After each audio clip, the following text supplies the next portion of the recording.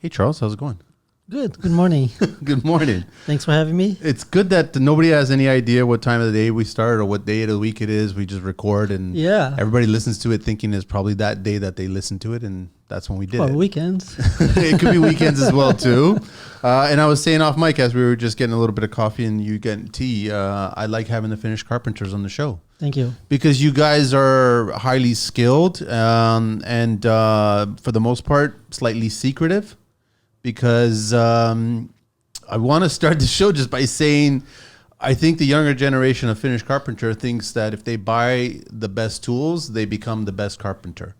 And I don't think that's the case when it comes to your trade. When I started, we didn't have as much as we have today. And then what we have today, I'm taking advantage of. I'm not nothing against.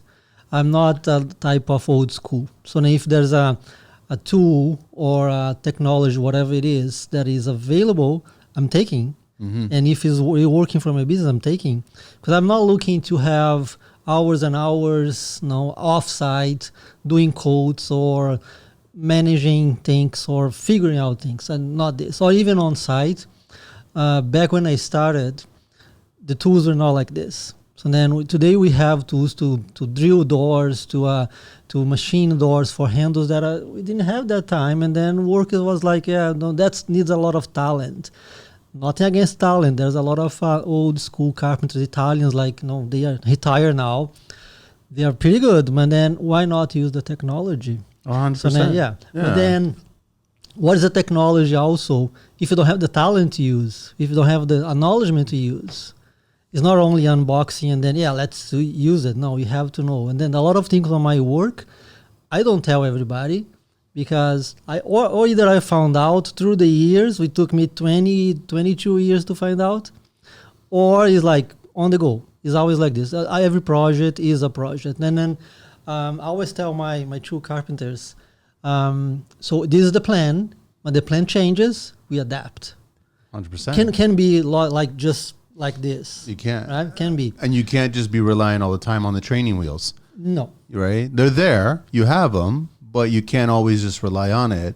And I'm not saying by not sharing is a negative at all. I'm not saying that at all. I think it's a good thing because you want people to figure it out. Yeah. So then with my guys, I always had this thing about giving the opportunity to learn. So then we, all these 22 years, had several people. The last few years, at least 3 or 4 of them at the beginning from 2009, 2010, they are on their own now. So they learned, they had opportunity, they started with me, they learned, and they had all the experience outside of me, and they started their own. So does it bother you, Charles, that they went on their own? Actually, last year I talked to all of them. You still talk to them, right? I still talk to them. Yeah. Only one, he didn't keep on carpentry. He went in partnership with somebody else in another business. But then out of construction? Construction, but was brick. Okay. Nothing. He went from carpentry to mason. Brick. Yeah. Exactly. That's new. Different. Yeah. And he was pretty good. He was with me for 3.5 years back in 2008 until 2011. And then he wanted his own with another one of my guys. They did pretty good. Then some point, he decided he wanted to make more money or whatever. And then he partnership with his brother-in-law, I guess. And I guess there is more money in masonry, but harder work. Too much. And Mother Nature telling you when you can work. Yeah. But then, that's one of the reasons that people ask me, why you choose Finish? Because I'm inside. You're inside all year. Most of the time warm. Yeah. Right. And then if something goes behind, like the schedule always goes behind, right? So I always. But then I still inside, no matter what. So if I don't work 1 week in the winter, well, it's 1 week in the winter, and I know I'm going to work more in the summer. It's okay. It's totally fine. Let me share the information. Charles is here at _finish_carpenter. You can reach him at 416-825-9335. I'm wearing Tools in the Trade Bootcamp t-shirt. Thanks, guys, for the tee. And also, you guys are doing amazing work. They do this weekly or weekend bootcamp all through the summer. Just highlighting the trades to all new people coming up to it. Could be young people, could be old people, could be transition careers and stuff like that. So I love what they're doing. I also want to talk about Tim from RVC sent me a post of, I guess in the States, they're starting to sell the idea of putting these air blowers in showers to dry your shower. And he asked my opinion about it. And I just said, no, I don't like this. It doesn't make any sense to me. And in the video that he shared with me, you have all these little ports, these 1-inch ports all over the shower, and then you hit this button like you're hitting the exhaust fan, and it starts to blow air to dry the shower.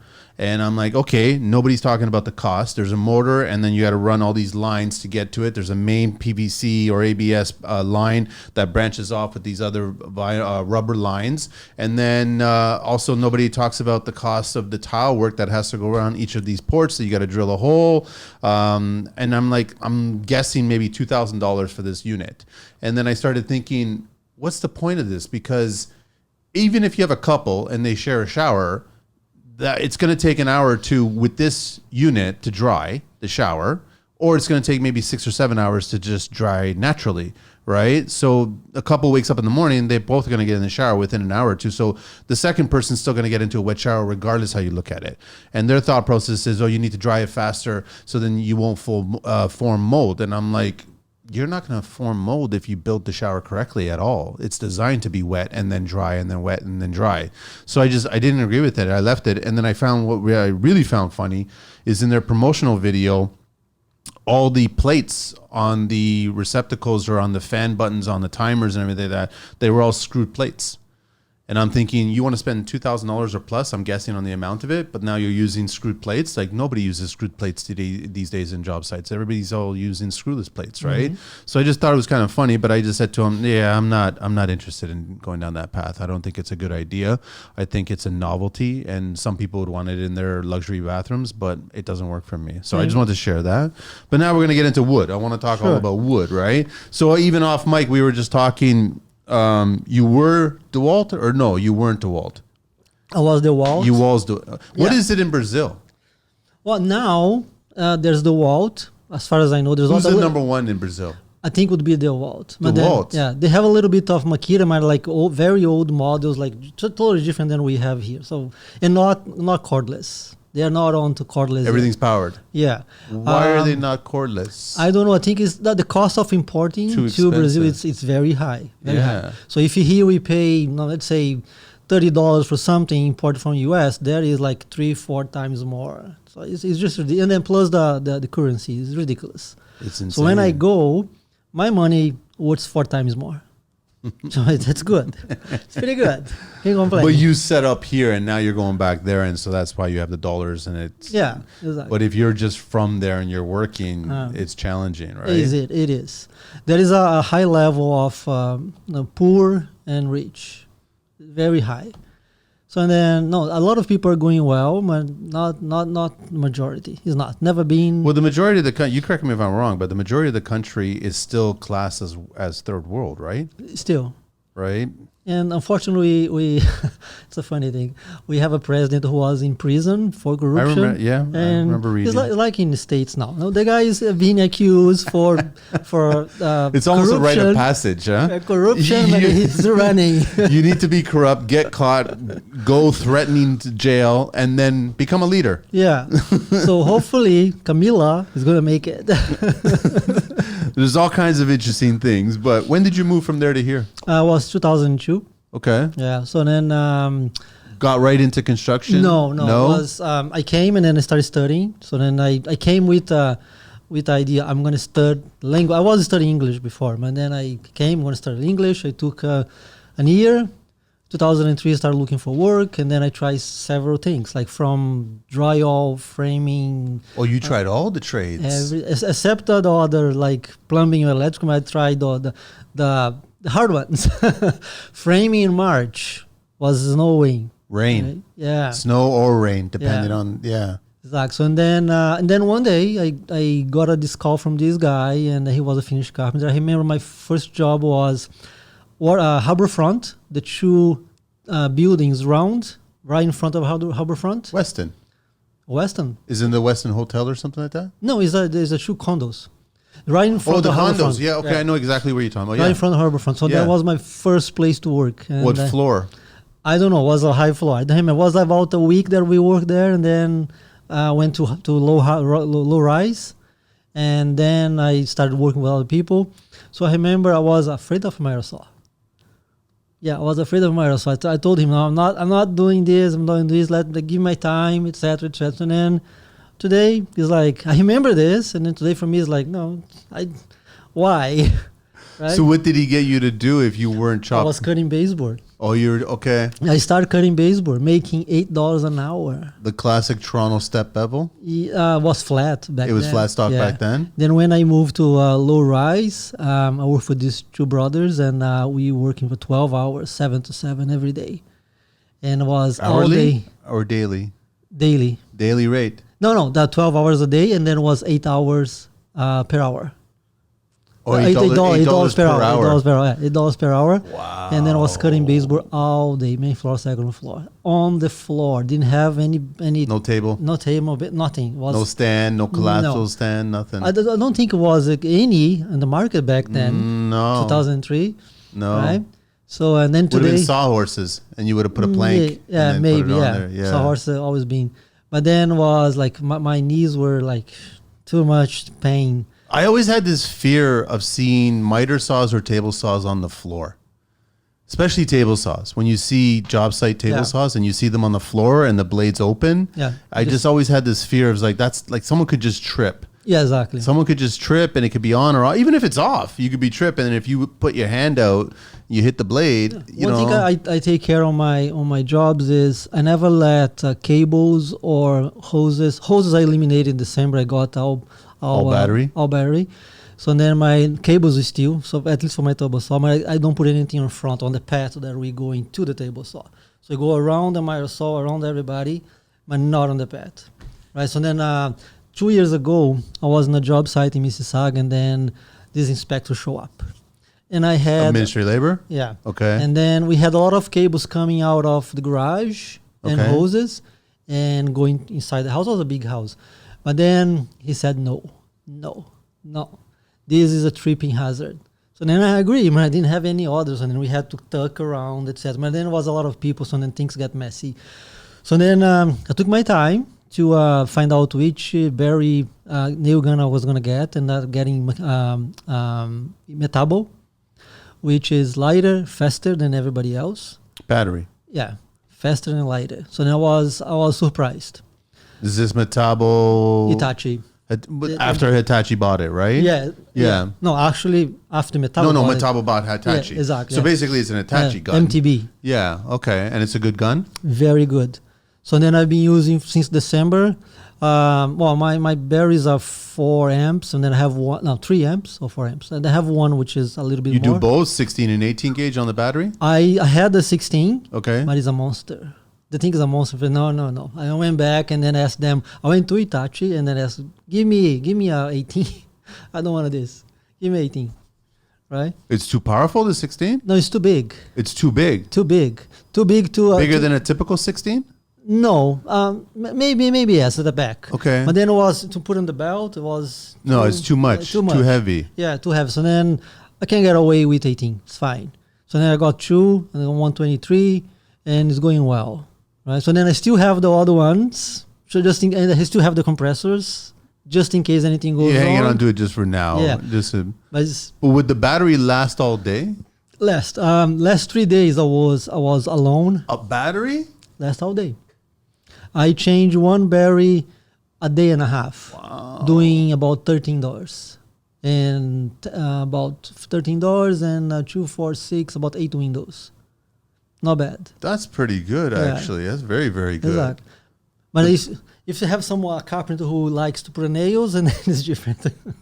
I don't like much. The 23, what's the length it gives you? 2? Maximum 1 3/8. No, actually 1 3/8. 1 3/8, yeah, huh? But for 1 3/8 doesn't take the nail all the way in. So then I use 1 inch. It leaves it proud? Leaves. A tiny bit? Really? Even if you, okay, because it's battery. How can you adjust the depth? I can, but then it's already on for everything in and doesn't go on. So then it's fine. So then I'm not complaining because I use mostly 1 inch anyways. It's fine. So I'm looking now to have the table saw, also cordless. My table saw is DeWalt. DeWalt has a Corded or cordless? Corded. Corded. DeWalt has the small version Yeah. that Fabio has, for example. Yeah, I know the one. Yeah, he has I had one. that one a long time ago. Yeah.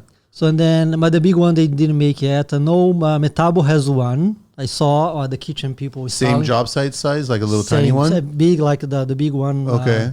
DeWalt. Yeah. I think it uses 36 volts, which can go away with the 18 volts also, and then I have 18. But Will it last all day though? yeah, but then I would have to buy 40 volts, and I don't know if my charge is gonna go for 40 volts. And you have to buy a new charger. Yeah, And so then everything. I have a set of 18 volts Makita, 18 volts Metabo, and then 40 volts Makita for the Mahiro saw. So then I can't go much of this, right? So then it's gonna be like a mess for me. Am I wrong to like?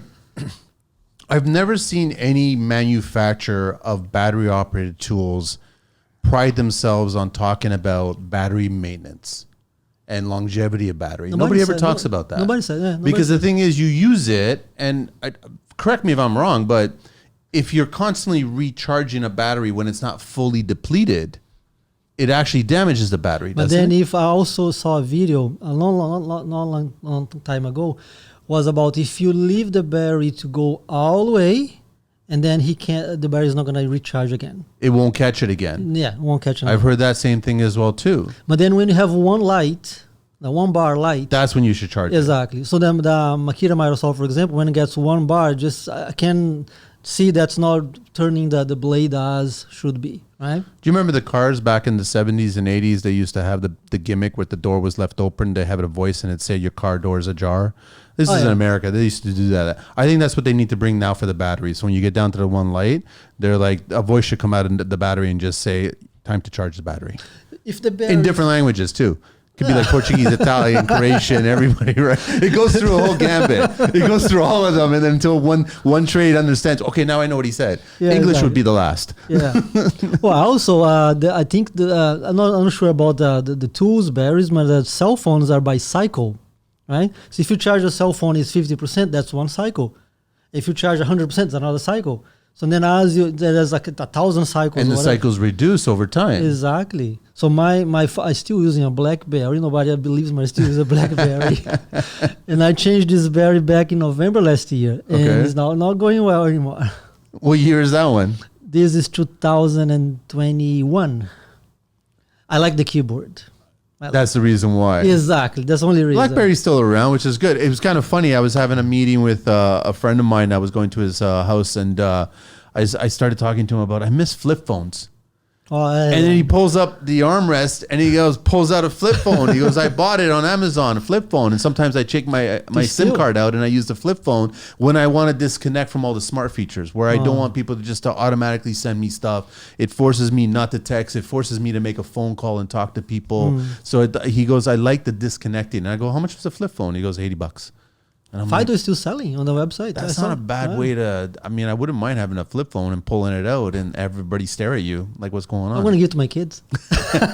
They won't know how to use it, right? They won't understand it. Yeah, but I got those dial phones. the rotary. I got one black one a couple years ago and put on the From where? table. eBay or something? No, I was coming back from Niagara, and then there's this antique flea market on the road, And it was there. Yeah, it was there. So then I put on the table and thought, no, dial something. Here's your number 0000000. So worst number ever. We all grew up on that. That's interesting.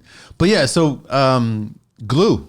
What's your favorite glue? I've been using one which is like a fiber wood glue. I bought from Andrews Electric on Oakdale. What's the name of it? The place? No, the glue. The glue. brand. I don't know the name of the glue. There's no name on the front. I don't pay attention on the name. What's the open time on it? It's like half an hour is dry. Really? Yeah. So there's two types they sell. One is yellow, one is white. I like the white. Why are the electricians selling the glue? No, it's Angelo Electric, is not an electrician. Oh, no, wait. I've heard of Angelo Electric. Someone told me Angelo's, about it. they sharp blades. Yeah. All the Portuguese carpenters and Brazilian carpenters, they go there. I've heard. I need to pass by and take a look at it. Yeah. Mike and Fabio, they are cousins. Okay. The story started with Mike's grandfather. and then went to his father, and then with him. A real mom and pop shop. Exactly. Yeah. So and then the cousins take care. So then everything I need Is there. is them. So I need a couple years ago I bought a door jig for hinges. Yep. And then I hate that thing. Oh shit. The BlackBerry. Yeah. You hate it? Which one was it? Was it the Freud or the... No, it was a trend. Trend, from Atlas. Why did you hate it? Because this is made in UK, right? So then they didn't count a 1 3/4 door, and then we used 1 3/4 door all the time. Wasn't working. So then what? It was designed for a 1 3/8 door? 1 3/8. And then to make work 1 3/4 was too complicated. So then I took to Angelo and said, "No, what? This is my wood jig. This is the jig I bought. Make this work for me." So then there was a little round things that are put on the jig and then touches the door. Yeah. So then they made a bigger one for me to work on the 1 3/8. So and then also I have my clearance for the door and jamb different. So then the jig doesn't have that. And then so how are we gonna do? And then Mike's father did a L shape for me. That's my set off 7/8. So I just put on top of the jig, then put on the door. I don't have to worry about anything. Done. So that I can't make a mistake. He's machining it for you? He's a machine guy. Really? He makes anything in aluminum, steel, whatever. He's pretty good. I have a few things done there, like for my Microsoft wing. Went through a lot of things, man. We got it done. Anything that I need that's machining, I just take to them. Did Fabio take too much time on building his wings? I was thinking about this. He likes those things. Really. I like them too, but Yeah. it just seems like he took a long time to build them. And then I Yeah. remember having a conversation briefly with him about he wanted to try to sell them and mass produce them. And I was like, you're going to have a challenge that because I think it's very individual. I think everybody Yeah. designs it for their own saw setup. I spoke with him in the beginning. I spoke with him. He said, "I'm trying to do in aluminum." So then I found out there's a guy in the States called Red House Tools. He just made one in aluminum, which is fix everything. So then I was thinking, this guy really fixed the problem because we put on the dual stand. Yeah. There's a bracket under the miter saw which fits any miter saw, goes into the bracket of the stand, the wall or whatever it is. Yeah. And then there's another part going on the end, and then there's the wing and the wing. That fixes everything. So then if there's any other solution out there, so I don't know, but this guy, he made it 100%. Do you trust, Charles, like, they're doing all the digital measuring now. They all on the guides on the miter saw. Do you like trust them? I use a laser to measure baseboard. That's the only thing I do. But there's this thing that came in the market a few years ago that you put in a miter saw and then measure and then just... for me, for someone doing framing, for example, sure, it's always the same. You have height. a 16th or an H that you can be forgiven on, right? Exactly. Finish carpentry. I think it would be too hard to cutting casings and then have to adjust again. And not a fan of that. And then also it's expensive. Right? You know what's one little trick that I noticed that the younger generation doesn't realize. I was always of the mindset it didn't matter if it was. I guess it was specifically poplar. When you start getting into poplar trim and you're getting raw stock and you're getting the trim come in, I always sacrificed one edge. I always wanted a clean starting edge. Yeah, you have to. But the younger generation never did that. They just assumed that the bundle came from it. They just took it, measured it right from that source, and then they realized, hang on, there's a slight offness. And I'm like, the guy at the mill shop, doesn't care about it. He's not cutting it. His job. His focus is about putting the right color paint on the end of it to make sure that it's the right kind of wood, right? And so I always said, listen, sacrifice. You have to sacrifice this. And plus also inspect it to see if there might be an actual crack in it. Even MDF. So then we have to cut one of the edges. Just know, because the rough edge of the MDF is just rough. And then when we cut, it becomes cleaner, right? It's better. What do you prefer, MDF or poplar? I prefer poplar. Or finger joint pine? Horrible. You take the thing and just come apart. Come on. It's like if you're having lunch, you can just snap it and use it as a toothpick, right? I've seen some carpenters doing this. Because that's what it's good for. Yeah. But yeah. So sorry, you're MDF or you're poplar? Poplar. I mean, but not a lot of clients want to spend the money on poplar. Custom homes usually is 90% poplar, 90%, and there's a 10% of people still thinking can go away with MDF. Maybe the baseboard. Yeah, baseboard is not bad to go MDF. MDF always makes me nervous when we put it in bathrooms. Yeah. The rain we had last week, right? My neighborhood, one of the streets, everybody got flooded. So then I was working two blocks away from my home, and it was 2 new custom homes. The basement got flooded. So then it's a brand new house, but the sump pump didn't work. There's no power, no sump pump, got flooded. Then I went there. Okay, let's see what happened. All the doors is sticking. Every single one is sticking. So, right? That's what you get. Yeah. MDF is such a sensitive material. And even if you paint it, it's never painted on the back.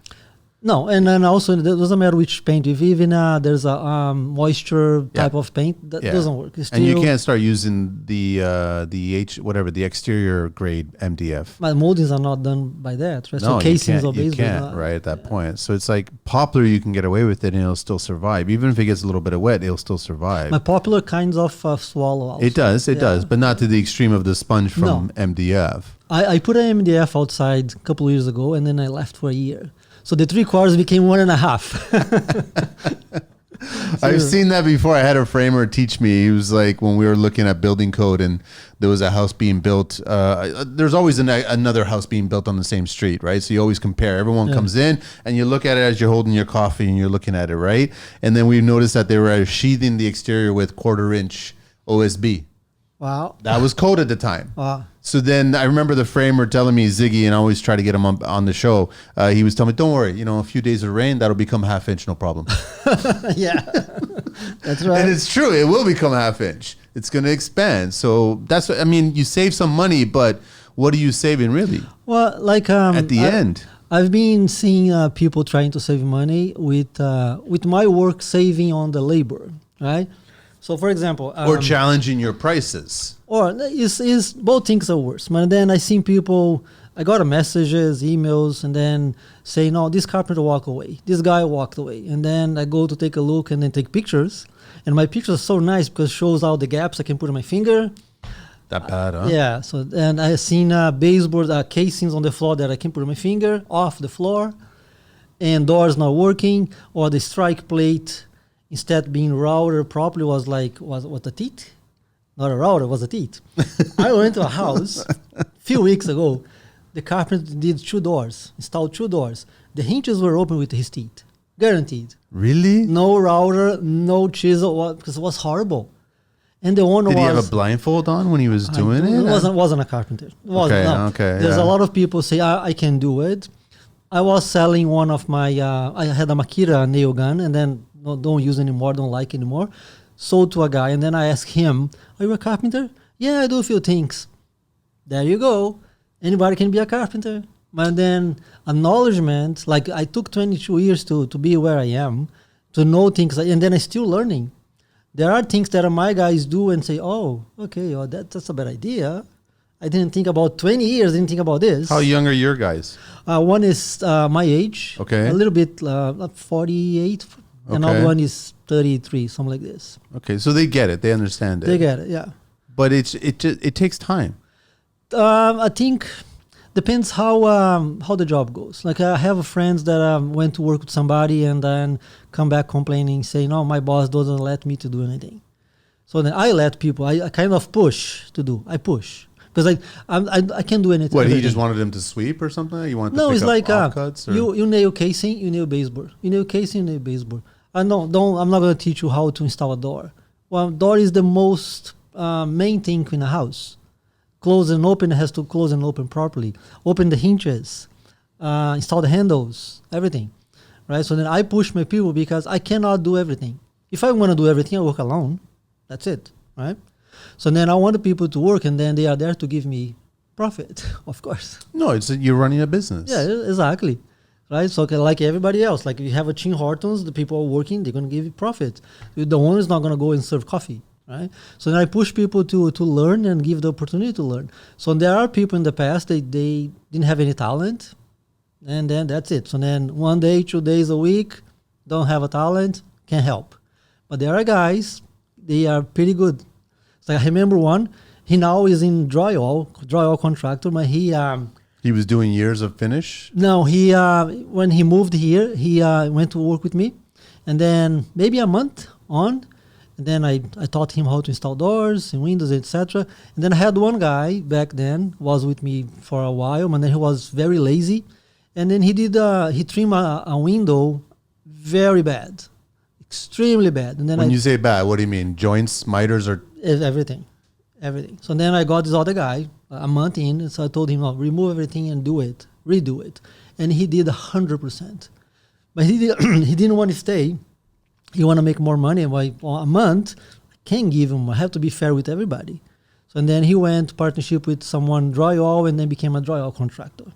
But he was pretty good on it, and I still talk to him today. Still. But he's doing well with drywall. Well, very well. Well, good for him. I mean, yeah, you're right. The door is probably the most challenging part. You got to give a person the chance to try it out. And the door, if they do it correctly or incorrectly, will tell you a lot about that person. Exactly. And right? also, there are secrets. So every 1 3/4 door, they have a bevel. Without a bevel, the door is not going to work. And then I see... Hinge bevel and also strike bevel? Or you just doing strike? Both, sides, right? Both sides. Some guys do just a strike and they leave the hinge. No, you can't, because then the hinge is going to touch, the door is going to touch the jamb. Yeah. And they need that little space to not to touch and not to bounce. Because door bouncing is the worst thing. Yeah. Or is the jamb is crooked, twisted, because it's a lumber anyways, not treated lumber. Or the way it was installed, like, no, not straight. Could be racked, right? But then if there's no bevel, it's not going to work ever. The only exception... You know those subdivision houses, right? So they use hollow doors. The prefab unit. Yeah, exactly. Those, they don't have bevels, but they don't have anything to constrain them. 3 pieces. Yeah, 3 pieces. That's it. I start on that thing. So then, no, I get it. I always kind of walk past them fast when I'm at the mill shops, and I'm like, I don't want them to rub off on me, right? I don't want to like.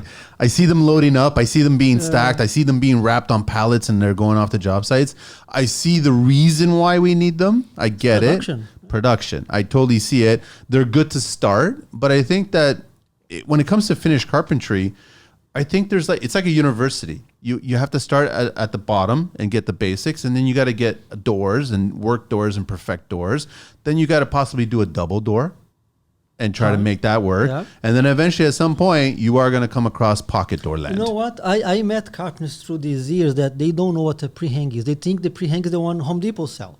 But it's not. Pre-hang is this thing that are working, you put in the subdivision house. Everybody lives in a subdivision house sometime. Yeah. So they don't know that. So then I find amazing that they go into custom, but they don't know anything about the basic.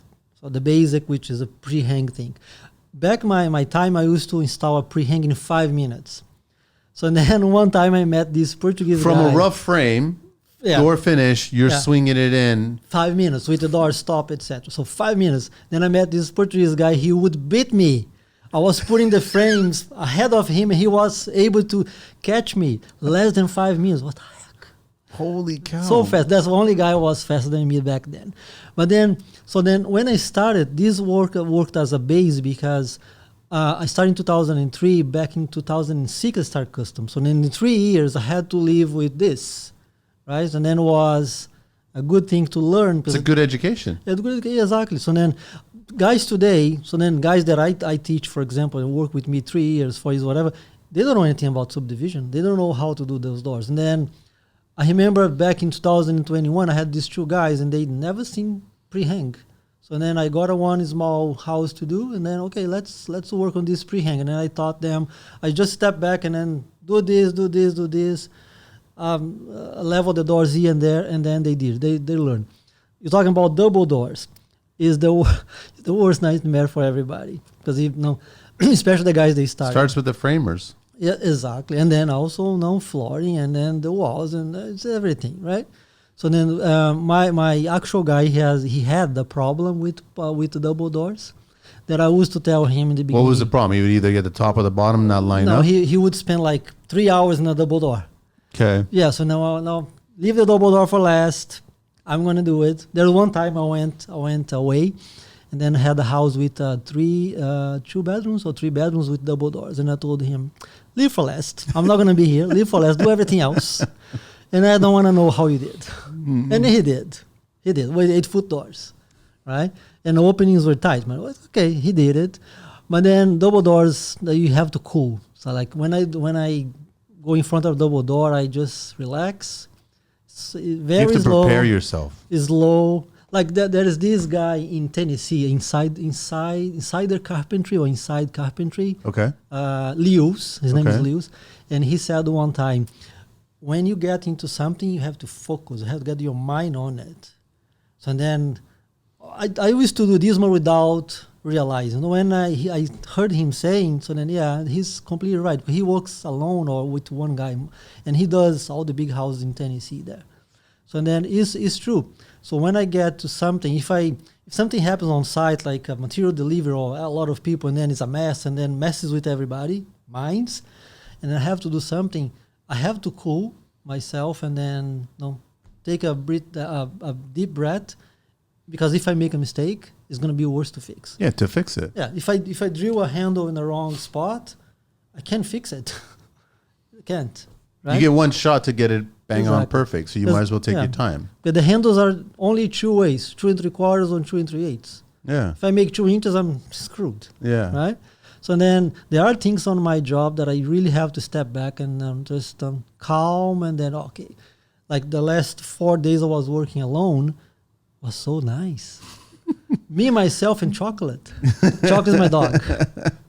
Because you could just clear your mind. Exactly. And then you can get it done. And I got done everything. So then last day was electrician there, and then it's fine. He's in his way, my way. And then I was almost done anyways. So then it's pretty good. How quickly is the younger generation eager to do pocket doors? Or they don't want to do them at all? When I started pocket doors, were not like this with a soft close and They're insane right now. And then the Crowder made a very good track now. Yeah. So with everything. So back then we didn't have soft close anything, so then it was like, But today, I'm learning from other people also, from Fabio, from Michelle.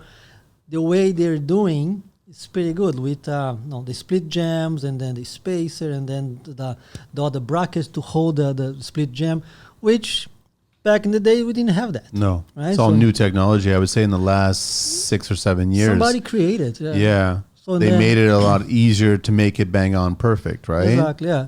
So then pocket doors, the last 4 years being the fever. Because if you do a pocket door nice with a split jam exactly on the space, and then closing and opening, okay, well, that's a winning, right? And the pocket door was made to save space. Yeah. So like last December, I was trimming a house with 90% of the doors with pockets. The clients were willing to pay all that extra. It's small house. It Yeah. was So you needed a space. Exactly. Major renovation, 3rd floor new, but then didn't have a space to swing. So then we had the basement was swing, and then two closets on the 2nd floor. That's it. Everybody else pockets. So then install the track. It's not install the track on the roof framing. How you do this? You don't have the 2x6. You can see how it is. And I created my own style to make it, and then center. Right. So then if I make my center, I'm okay. It should work. Exactly. Instead, just Perfectly. trying to measure on a 2x6 it doesn't work, right? So then you have to make something else. So I create a system that I put my track into something else, and then I center my track into that piece, and then that piece is exactly the cavity, the width of the cavity. So then can go wrong. Center is center, right? So then there's a lot of other things also. Then how are you going to the distance you're going to leave from the floor? All those things. You need to have all the answers for everything, So all the finishing. These things, the young guys getting now, like somebody who worked an year. I got a resume last week. This guy saying, I have an year of carpentry. So then he put in one of the names there, and it's kind of my friend also. So he worked for my friend, the guy who worked for me and then went solo. Okay. So then I go to my friend and ask, does this guy know everything? No. So You never know anything. yeah. So exactly. So and then these new guys, like 1 year, 2 years, I think is in every kind of trade. I'm 6 months, a year, 2. Yeah, I can go work for myself. No, you can't. So you can make a price cheap. You can make something, but you can't make everything. And then what happens to these guys? They walk away, or they. One thing I do, I put my face on my videos, so that people know who I am. Yeah. Because if I do something wrong, I fix it. Yeah. And I try not to do wrong. If I make a mistake. But you'll own it if something happens. Exactly. So I take charge of whatever happens, right? Then if my guys do something wrong, I also is my charge, right? So it's my thing to do. But then these guys, they work 6 months and they think I'm gonna go and work for myself. Not enough time. First of all, they don't put their faces there, so nobody know who are they. That's what happens. It's also a secretive way for them to hire somebody else to do it, and then they charge they charge the same price, but they hire somebody else that's going to do it for less, and then they make a little bit of money off the back of that. And then the client gets a good enough trim job, which is not what you want to sell. I seen on these 20 years, I seen people compromising quality versus money. There's a lot of people I see, this guy is $10,000 less or $5,000, whatever the money is, right? But they are compromising. And then weird thing is they still thinking this is going to cost 5,000 and yours is 8,000, but this is going to give me the same quality. How come? It's not. No, I have an example. Like 2 months ago, this guy calls me and then he explained me how he did it. He called me and another 3 other guys. One of the guys were double my price. So I respect. He thinks he's going to get, he has a talent, has a living.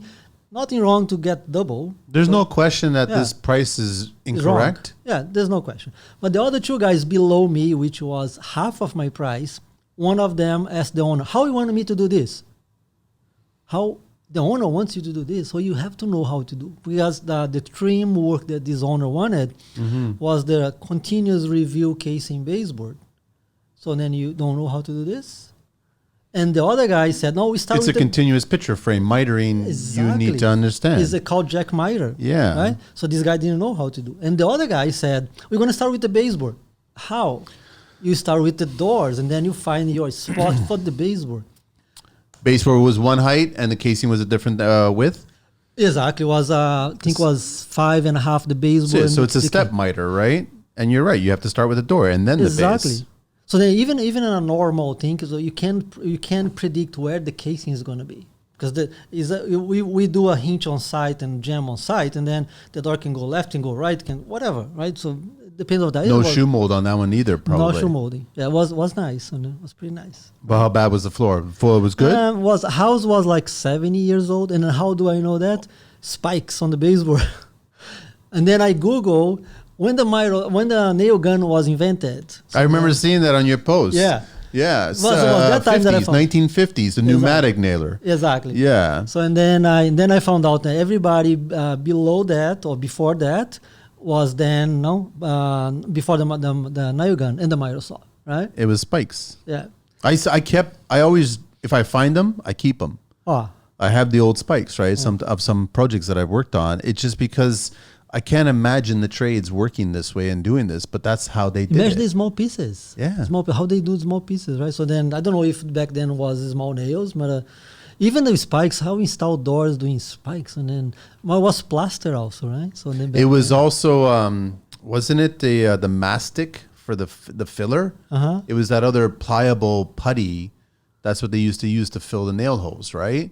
So it was flexible back then. This is way back then, and that's how it would get painted. But then it get painted over with lead paint. You'd have a thicker paint on it, so then it would hide it differently, right? But you notice that back then the doors were not standard like today. You can get a 23 inches door or 20.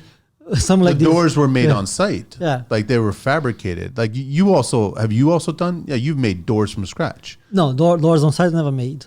Interior doors. No, but the actual doors themselves, you built the doors yourself? Or the no? hinges. No, the actual panel, the door itself. Are you ordering all the doors? No, the doors, if the project is big and then I send to my supplier to bring then they have the doors, and right? they have the doors. If it's a smaller supplier, I have another supplier, and then comes everything done, right? So it's economical this way. I have one issue with pocket doors when clients want pocket doors, and it's not so much an issue with the clients or with the door manufacturer. It's the pocket door hardware manufacturers. It's a poor thing, yeah. So it's either a really cheap, ugly looking handle that can lock or not lock. Yeah. Or it's an extremely expensive one. MTech, it's really expensive. Those are the two options. There's no middle way. There's no middle. No, and especially for privacy, people like polka dot on washrooms. So you get that small or round thing, very, very crappy that you can get at Richelieu, or you can get it at the onboard. Home Depot. Yeah, Home Depot on that board. Or get MTech, which is really expensive, and then I take more time, so actually I'm going to charge more. And then there's 2 or 3 types of MTechs, and then have to make a jig.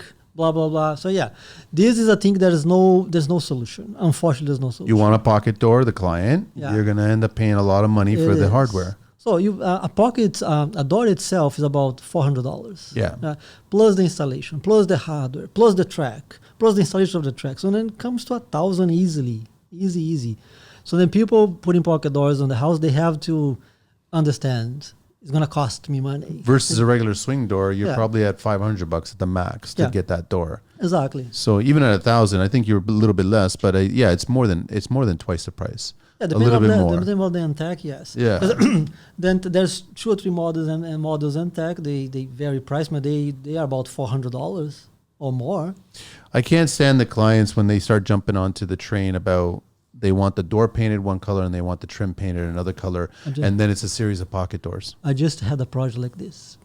And I met the painter when he was painting. He was crying. Yeah, he was crying. There's nothing to do but cry. Yeah, because it is so difficult to paint that to get it properly done, and you only get one shot at that point, and it's nerve wracking. The latest trend now I'm seeing is that it's not different colors; it's different sheens. Now interior designers are getting on this whole different sheen train.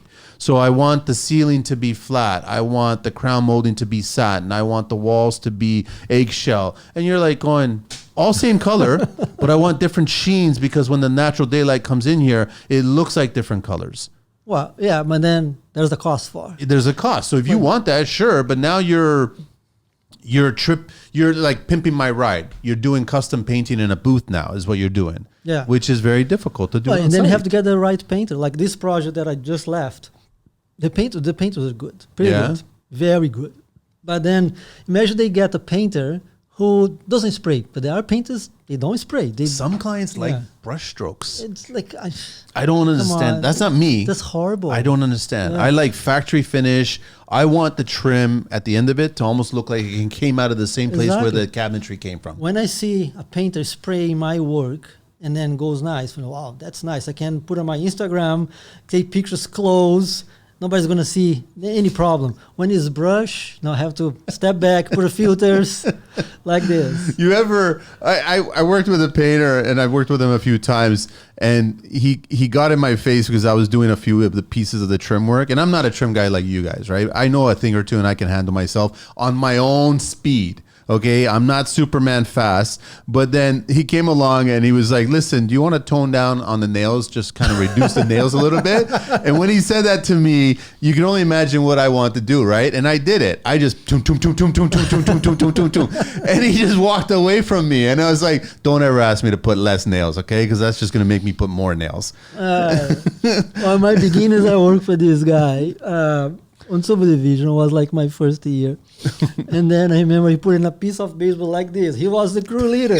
A piece of baseball like this. He put like 20 nails. The supervisor came in and said, what the fuck? How many nails you put there? You just needed 4, maybe a 5th one in the middle, and that was it. That's it. A 5 inches piece, a two and one in the middle. That's it. There are people, they sometimes the baseball doesn't go. If it's a corner, right? So then nails are not going to fix. Just clean up behind the baseboard. Find another solution, but not nails. Maybe what I start doing now is, you know how the drywall guys come in and they deliver the drywall and all the mud, and you get a whole skid full of mud. You get boxes all set up in one corner or one part of the house. I think I'm going to bring in a box of nails, just boxes of it on a pallet, and just park it there and see the expression of the painter and see what he thinks. He goes, dude, you're not using all those nails, are you? Just to piss them off. But no, like it's all about setting it up properly. If you want to be respectful, you want to put just enough there. But sometimes you're fighting the old houses. Like there's a little bit of movement, it shifted. And then it's not about making it exactly perfect. It's just about making it true. Like it has to flow with everything, right? Sometimes I notice one of my projects, I noticed that the framer on the second floor was not the same guy on the main floor. Seriously. All the openings, I noticed the openings are tight. So then, oh, come on. So I always tell What did he leave you, 2.5 or 2? 2.5. Everybody leaves 2. And it has to be 2.5 because 3/4. Yeah. And then you have a 1/4 inch for each Yeah. side to play, right? So this guy did 2.5 on the second floor, and the main floor he did 2. Not the same framer. He probably his helper, his whatever, but not the same framer. Both houses, 2 houses side by side. So then these things I can notice also. But you'll notice as soon as you put that first door in, you're measuring, or you're measuring it first. That's when you notice it. Because I have to measure just to make sure that the handles are okay. So then, no. See, if it's a half, okay. You can get away with 2, but it'll create a headache. And if it's not plumb, if it's a double if door, both sides are not plumb, then you're gonna have a problem. If it's a double door, it's a nightmare. Only a little bit more. So you need 2.5 all the time. Yeah. Simple as that. I had builders 2 years ago. They were not builders, but they were building a house for somebody, and he didn't know was supposed to be 2.5, and he framed the entire house 2 inches. Oh my God, it was a big house in this field by the lakes. And then okay, whatever. But then we made it. But then the guy was it tight on RVs? A little bit. There's a couple doors that we had to take, and then You planing the back of the jam? Yeah. And then I bought a planer, not a portable planer, just for this. Just to plane a thickness them. planer. Yeah, just it for makes this. sense, right? It stays on my trailer. I use like once a year, but then when I use, it's for this. So then also, if that doesn't work, and then before doing the hinges, we shave a little bit at the back, and then make again, right? You're getting a lot of clients asking you to do all the custom millwork as well too, like the built-ins and. You get into the fireplace. I used to enjoy doing that. I used to like looking at the fireplace mantles and trying to figure out something different, something new, using a collection of different moldings and just trying to figure out different ways of trying to do stuff, right? Right on site. Yeah, a few years ago, like back in between 2012, 2017, I had a shop, a kitchen shop. Then I had to close, didn't go well. No, obviously the time wasn't good. Then I got into cabinetry. But then when I closed, and then I swear, no kitchens, no way. And then even that I did once a year. But then I decided, no, wall units. So then my whole social media work is around wall units in finished carpentry. Yeah. So fireplaces is nice. One day I can do anywhere. I can do on the site I'm working, just bring on site and install. I did this a couple of times and worked because the space I know, right? And people now are getting into different type of fireplaces, like with a mantle in white oak. Okay. Or the last one I did was a 3D type of thing. It was like step, which makes like a 3D. Pretty nice. It was the homeowner came up with this idea, and then I thought, no, I want to do this. Let's do it. Out of poplar? I had to do MDF. At MDF. Yeah. Okay. But it was like a step, like a 1, 2, like a staircase. Yeah. Flip on side. Yeah. Right, so pretty nice. Then you put a thick mantle on top. Well, the space wasn't too big. She didn't want it too big, but the experience was nice. Then I was imagining how if we do that in a like a 6 foot wide fireplace would be nice, right? But the fireplaces back a few years ago was much more than now. I think people are going to stone and all those things around the fireplace. There's some now with the fireplaces. They're doing it with stone. Yeah. So they're taking the ideas that have already been done in wood and mantles and whatever dressing you're going on the sides, and they're trying to do it in stone, which is just so much more expensive. It looks nice. Yeah, no, a massive if it's slab. done right with a veined slab or something like that, but the cost comparison is insane. It's probably a slab. No, they take a slab. Sure. You have to buy you own the slab, and then Yeah. it's all fabrication at that point, and that's not cheap. No, and installation is not cheap either. No. So I remember one that was like this, was a full slab. There was a 8 foot ceiling. No, so 8 foot ceiling was even much. Was $10,000 that the owner paid for the fireplace slab. Just a fireplace. The 3 sides. The sides were like probably a foot, but the front was 5 feet, right? So and then 8 foot ceiling, $10,000. Wow, it's a lot of money. He can get away with a fireplace mantle done in MDF wood for less than $2,000. Do you think, Charles, like sometimes I'll see trim guys do certain work and they go a little too much? Like there's a lot of, I'm talking about stairs or just returns, and there's a lot of up and down and around and chopping this and all this other like stuff. with the baseboard. Right, exactly. Yeah. And all of a sudden I'm like, Are you doing that for the house that's being built, or are you doing that for the gram? Like, which one are you doing it for? Because I get the sense that you're trying to do it for the likes. And I always have the mindset that no trade is the most important trade on a job site. You all work together. Yeah. So if you want to be the spotlight of all this intricate baseboard flying around all over the staircase and around certain things and stuff, it's going to stand out. It's not going to blend into as a home. So I get nervous about when I start seeing the close-ups of that, because I want to see what the room looks like at that and see if it works or not. Because for the most part, it never works for the room. It works for the gram, but it doesn't work for the room. Think about this. I collect those posts, right? Because I think that guy spent a lot of time. And then I tell my carpenter, so this guy, he spent time, and we don't have that time to spend, and it's not really the job to spend. But then one job, I told him, let's do like this, because let's try it out. Yeah, let's try it. The try it out wasn't to show, was because the situation we got into. The supplier didn't deliver all the doors. The supplier didn't deliver the casings. So then, okay, so I'm going to do that. You guys are there. I had time. Yeah. Right? So then I stepped back, didn't work, and then let him do it. And then I told him, look, these are the pictures, these are the situation, do like this guy here, make your thing. And he did, like, change direction, cut pieces in a half mile. He did, it was nice. What was the situation? But I always told him, no, these people, they have time. Especially those type of stairs, they have to change direction 3-4 times.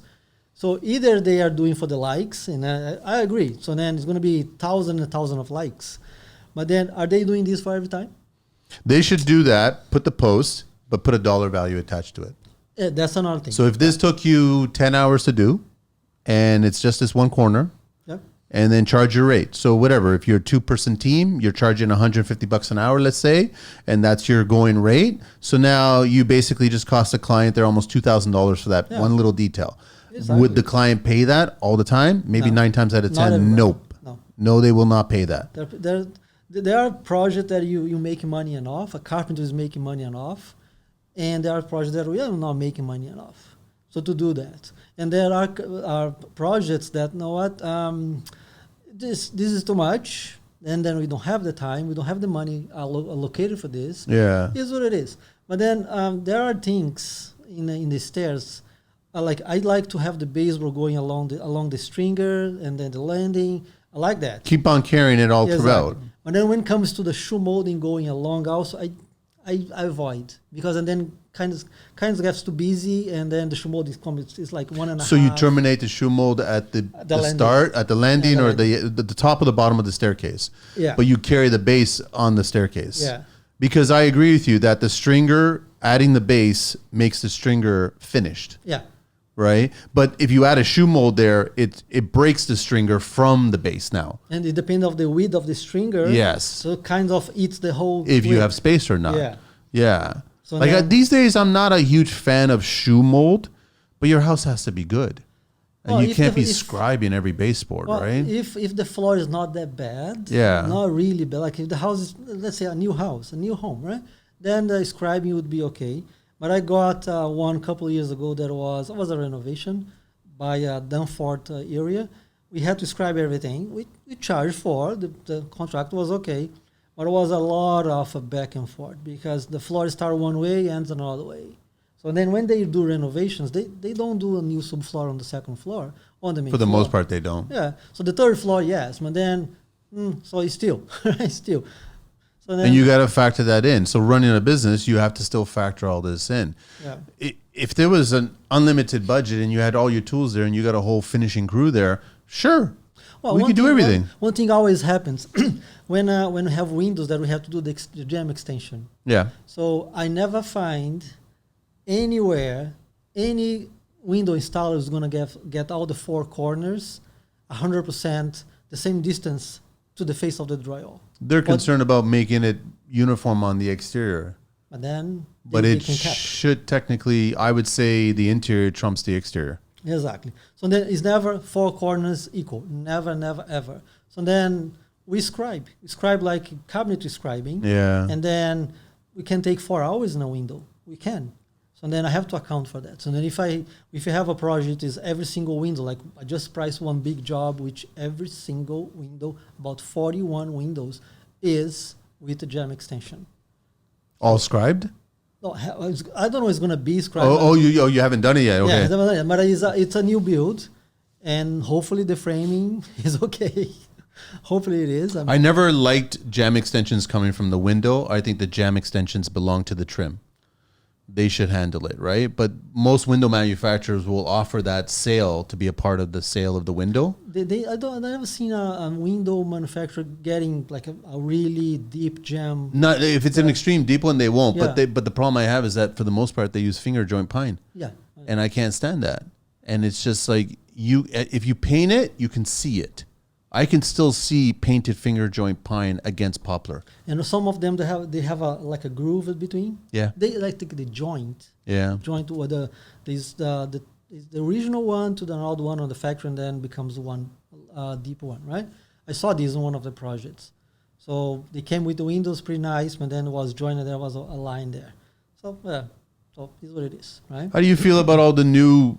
I mean, you're getting a lot of clients and designers now. The whole trimless, right? No casing. And then, you know what I mean? Like they're now you're getting a lot of sauce hinges doors. You're getting the invisible doors now. I love the sauce hinges. I love sauce hinges too. I love all this stuff. But the problem I don't like is when you get companies using inferior products in these applications. So relying heavily on plastic corner beads or relying heavily on plastic resets. You know what I mean? And all of a sudden, if you're moving furniture, you're moving the vacuum and you hit it. Yeah. If it hits wood, it's a little mar. You touch it up with paint, it's done.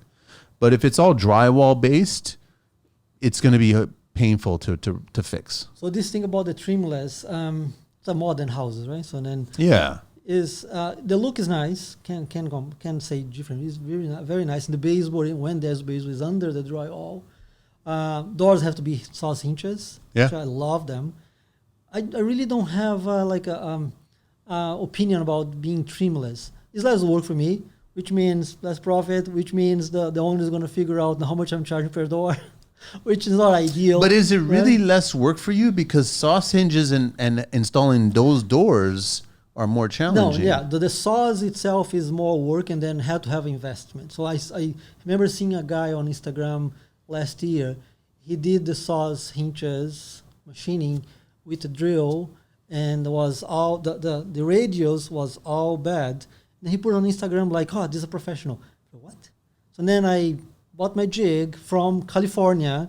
Cost me some money plus shipping, right? Plus the time. The FedEx was. But it's really designed specifically for this. Designed for the saws hinges. So then all my radius, everything was okay. Right. So then comparing one to another. So yeah, it has more work. And then what are we talking in the beginning about the technology? I seen people doing saws hinges with they make their own jigs.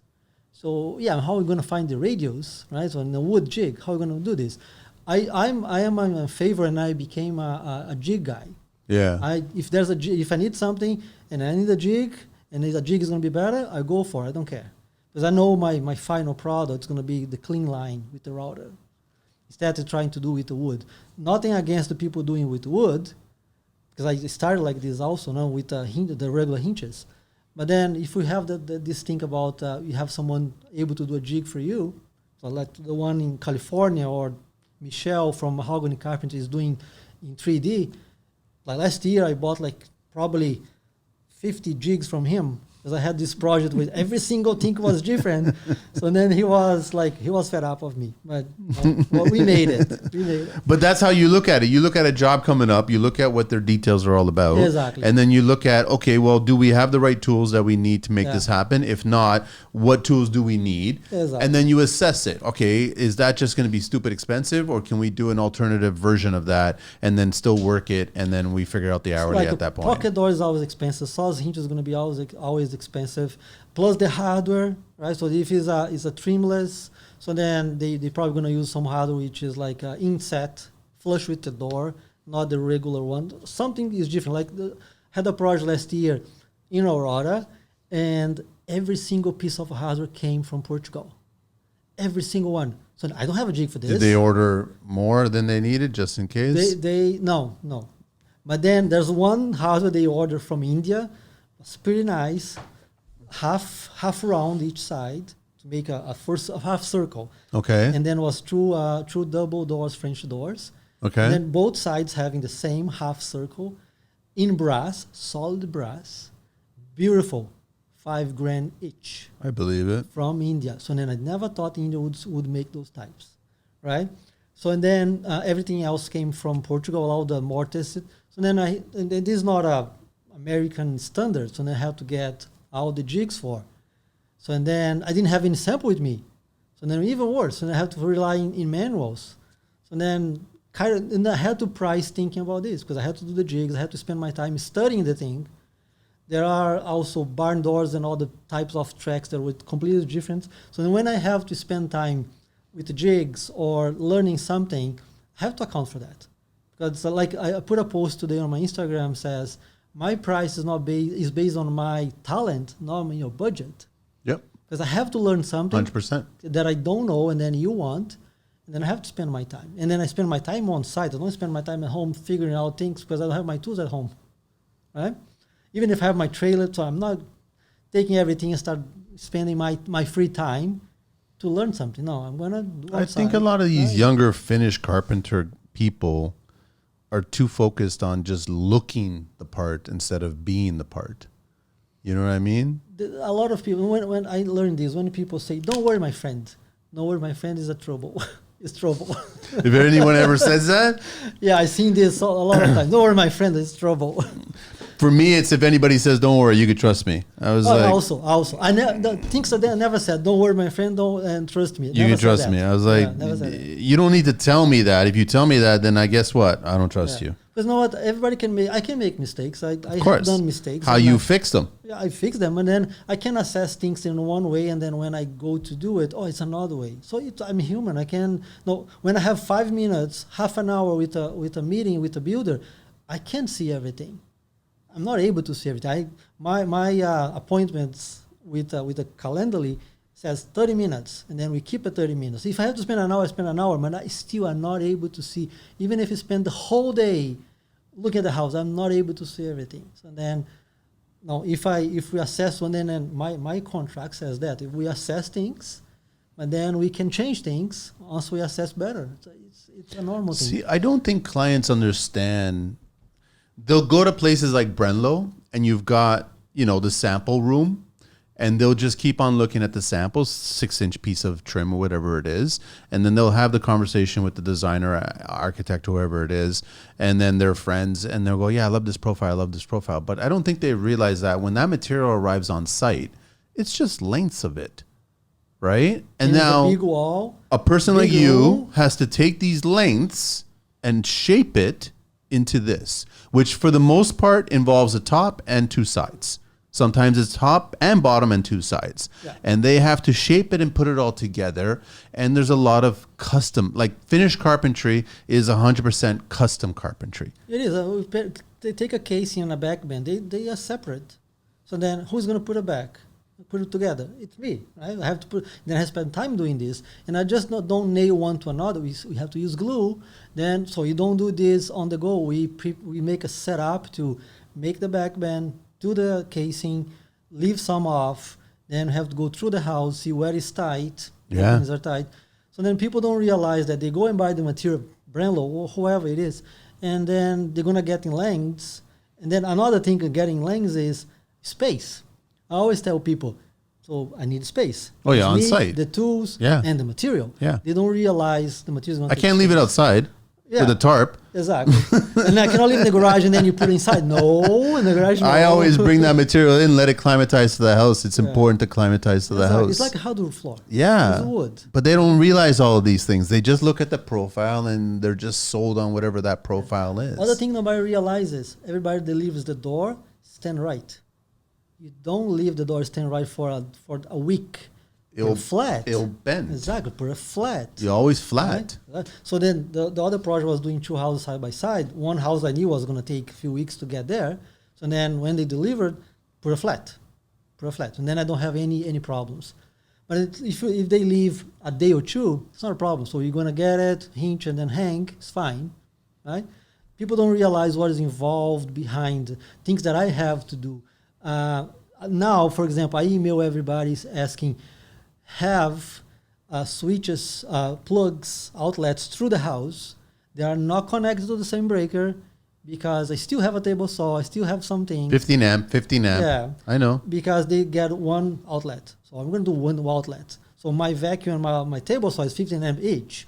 They go together, trips the breaker. All the time. And because a few years back, the electrical authority started asking for the arc fault. Arc fault. In the bedrooms. And now it's everywhere. Oh, I can't So stand then it. It's the dumbest thing ever. 2 years ago in this big project in Mississauga, we were fighting with this because the electricians install arc fault everywhere. It always trips. What's the code? And then we're like, no, work 5 minutes, go back to reset the breaker. And couldn't do anything. So then there was a limit that he had to install breakers without arc fault to let us work because everything was powered there. And then plus all the trades working. And then here's the kicker now. You finally finish the house, you give the house to the clients, and all of a sudden, certain breakers will just magically start to trip. And that's because the arc fault breakers have already lost their strength. They're damaged because there's a lifespan on these arc faults. So the more times they trip, the closer they get to the lifespan. So now if you're doing it on a job site and you got people using 15 amps over and over, you're killing the life of this breaker. And then this is what electricians have taught me. And now homeowners are like, why is this always tripping? Why is this always tripping? And I'm like, because you abused it when it was being built. Yeah, one plug, one outlet with one breaker. So it's of course. Best thing I ever did when we did an underpinning job, and it was the underpinning crew that came up to me. It was DGR. And they said to me, it goes, Manny, we need at least a minimum 6 separate breakers, 20 amps, because we have all these breakers that are going to be digging away at the dirt, which was really thick dirt, compacted really well. And I was like, we never tripped a single breaker ever during the entire process of doing the work there. You know what these guys said to you? It's what I try to tell people. And some of people say, no, you're asking too much. I'm not asking too much. So I need to work, have tools, right? So then I need to keep going. I can't go in the basement all the time tripping breakers. I can't do this. I have to keep going. Then, because if I let it go, so nobody knows the time I spend idle. Nobody knows the struggle I had. And then when it comes to, you didn't finish yet? Well, yeah, I didn't finish. Yeah, I spent half my day. Yeah. And I'm not the only one working. There's people outside working. They use tools. Yeah. And the people working outside, they are not relying yet everything in cordless. So I have my cordless set, but then I still have cordless. It's the saws, so the miter and the table. When I ask my builders or contractors, give me more outlets and give me this, I know that I need that. I know I need the space. I need the power. It's not a luxury. It's something that I'm going to make my work flowing okay instead of struggling. But in all fairness, the young and new GCs, they should be already well versed in this. There are new people. They should understand this. Yeah, but they don't. They think like I found that there are new people getting into the general construction. They think we have to work on top of each other, or we have to work in the middle of the garbage. You don't have to. No, we don't have. Exactly. No. So then, or you have to work in a messy house. No. Like I said, when I had my shop, I used to say, a wood shop doesn't have to be messy, doesn't have to be dirty. And the job site, we make dirty, we make all the offcuts, but we clean. Yeah. So then it's time to time we start cleaning everything, swap the floor. No, we do a nice job site, but we don't have to work in the middle of the garbage or on top of all the trades. And imagine if it's a small house, right? So then I am trimming the stairs, and then the electricity is coming down the stairs, or I have to step out because the stairs is not wide enough. Things like this. So it makes it more difficult for everybody involved. And because this was the old time. Yeah. The old time, everybody was like this. The old time people, the builders or the GCs, they would say, if you don't want to, go home. Because there's also somebody else to take the space. I know, but the old time was also rarely a pocket door, rarely, continuous trim from the base to the, rarely you had back bend. Like that wasn't the case, right? I want to ask you a few. We're getting close to wrapping up soon. I can continue this all day, but I want to ask you a few. Obviously, you're a scriber versus a miter. Say again? For joints, if you're doing, are you scribing baseboards? Are you scribing? I mean, coping? Yeah. Oh, sorry, coping. Coping. Yeah. Sorry, coping. I learned baseboard with coping. Do you prefer it over mitering? I prefer. Okay. But I, unfortunately, because we deal with a 7 inches baseboard and it's popular, so I try few methods to with a jigsaw, for example, and or cutting the base with a miter saw and then try The straight point, yeah. Yeah, doesn't go smooth like I wish. But I found someone in the States. They have this kind of molding type of thing. Then there's a liquid, and then you made a molding around your baseboard. Then you go with a router, and then coping. I think I've seen that. Yeah, And then I want to get clever. that. It's smart. Yeah, it's very smart. I want to get that because once I get, and then I have to everything that all the tools I buy, I have my time to think and plan if it's gonna cost benefit, and also I'm gonna plan this on site. Of course. Because I have to have I have my bench, but I have to have a bench just to do this, and how everybody's gonna be, the carpenter is gonna be involved on this and doing right. Scoping is a better system, a way better. If it's like a subdivision or 5 inches baseboard, yeah, it's fine. Yeah, just miter and make it tight. When it comes to 7, 8, 9 inches, It's a different story. It's difficult. And Especially if it's not even flat stock. If it's an intricate panel, like or a base or whatever, and there's, I don't know, whatever, 3 or 4 different shapes on it. Bumps, then you cope it, right? It's complicated. Are you installing back bend onto the casing before the installation of the trim or after? We do the legs. Okay. We do the legs, but the headers we leave off. Because I've been noticing that it's way better to put the legs after, and then the back bend gets the miter properly. It's way better. Is anybody doing plinth blocks anymore? No. Nobody's touching plinth blocks anymore. Unless it's a very traditional house, Yeah. which I haven't done traditional for years. I always see it at the suppliers, and I'm like, I like this. Like another thing that nobody's doing anymore is B-board. Like you have a baby, B-board on the room, on the bedroom. Nobody's doing it anymore. Well, they do it. They sell it at Home Depot in sheets of 4x3, right? But if you call Brandlo, they don't have in stock. They don't have any because I need it for. Do they have V groove or anything like that, or is it just a bead board? No, B board they don't have. The V groove I didn't ask. But nobody wants it. No, nobody has it. Also, I had this cabana, a pool cabana, and then I had to put the B board. That was the only option we had. So then I had to go outside GTA to get one with a kitchen supplier, not even trim supplier. What is it? The market doesn't like it? Clients don't like it? I like it. Like, I remember back in the day, every family with a small kid, B-board on the bedroom. Yeah. Chair rail, and that's it. Yeah. Nobody likes that. Because that kid's going to start throwing things at the wall. Yeah. They can only get as high as the chair rail. That's why you put the beadboard there. No, that's interesting you bring that up.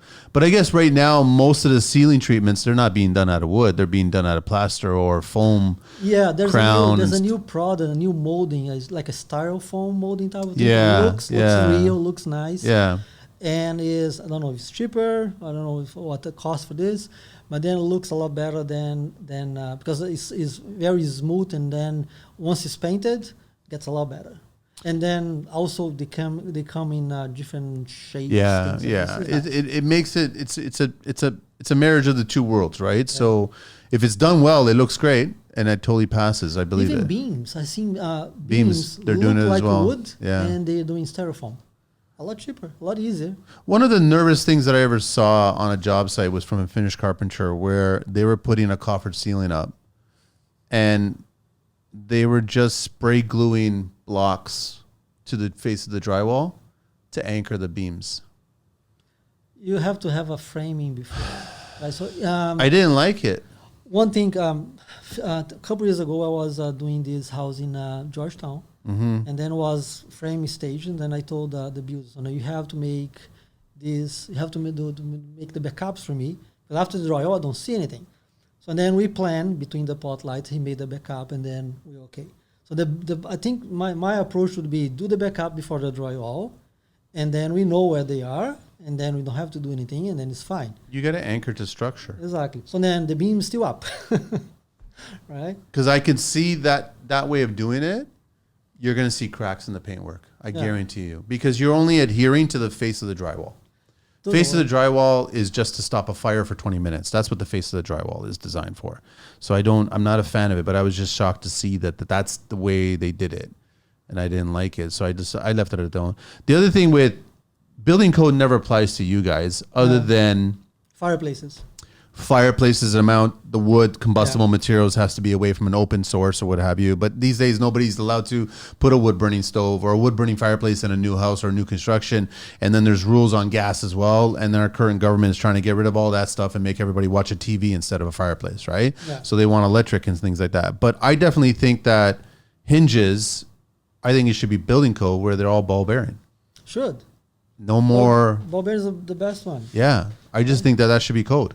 It's I know good, they're more so expensive, nice, but they'll always stay true, and you'll never have movement, and you'll never have any hinge dust. And the pin is inside with the grease. Yeah. And plus the ball bearing the system. So then this is all. I was comparing one ball bearing, no ball bearing. So then the regular one, even if it's the same size 4x4, that's gonna squeak a little bit over the time. Not on the first week, not on the first month, whatever. But it's gonna squeak. Yeah. Right? That's normal because it's metal rubbing into metal. So then it's gonna happen. Right? That's just me, but I don't write code, so I just think that it should be. But the only thing my job is related to code is fireplace. Everything else is like, there's just rules. But those rules come out of the specs from the actual unit itself. They'll tell you, they'll dictate where you could put it, right? But custom homes, for example, everybody, I think it's a flow. Everybody started using 4x4, and then everybody uses 4x4, right? So everybody started using 1 3/4 inches door, and then we go, or type of door, or this. Everybody goes, or the designers. It's like this. It's not if you get someone who invented something different, that's a bonus, but it never is. Thanks, Charles, man. I really appreciate you coming into the show and talking about this. It's always good to have Finnish Carpenters on the show. Charles from at @the_Finnish_Carpenter 416-825-9335. You ready for the 12 questions? Yep. What's your favorite construction word or phrase? Come a little closer. You didn't get done yet? I guess that happens all the time, eh? You can never finish carpentry fast enough. No. But then there's always clients or designers or friends of clients coming in going, what if we did this? Yes. I see all that wood you have there. What if we did this? What about if we change this?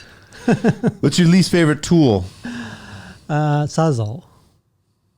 You guys don't use a sawzall. Sometimes I have to use.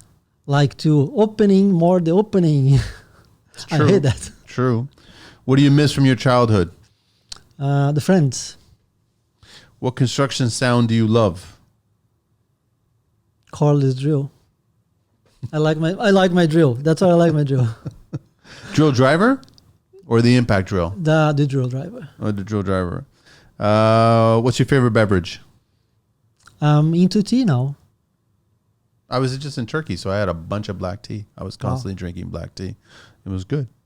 Favorite curse word? I don't have any. Don't have any special. Nothing that comes into mind when something happens. Favorite vehicle? Any mode of transportation? Few years I'm into Tesla, but I had a Mini Cooper once, and then I love both of them. So then Tesla is like, I keep telling my daughters, oh, you're gonna buy a Tesla next November, my birthday. So you're gonna buy a Tesla for me next November. Mini just launched an EV. Yeah, I know. I saw the ad for that. What profession other than your own would you like to attempt one day? Well, that's interesting.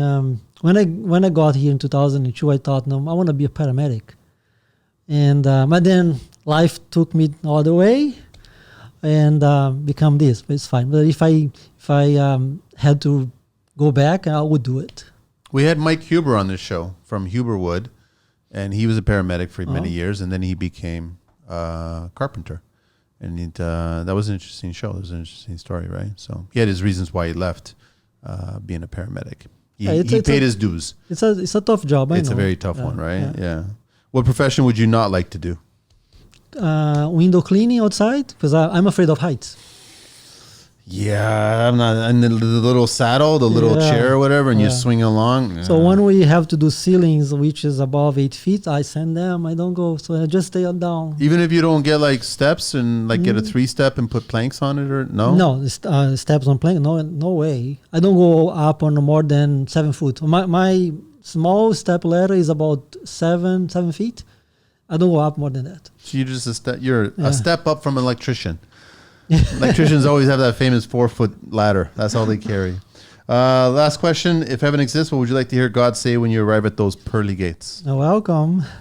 That's it. Yeah, that's it. Thanks very much, Charles. I really Thank you. appreciate it. We covered so much, and I definitely want to encourage the younger generation to understand that this is not it's not a 6-month career. No, it's not. It takes But it's a years. very fulfilling career if you choose this one. Yeah, I know a lot of young carpenters now. They are on Instagram. I follow them.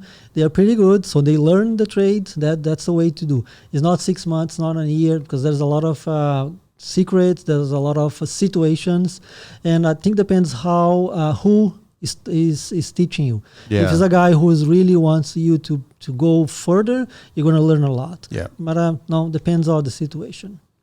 I agree with you. Thanks again. Thank Really you. appreciate it for your time. We're out of here, Angelina.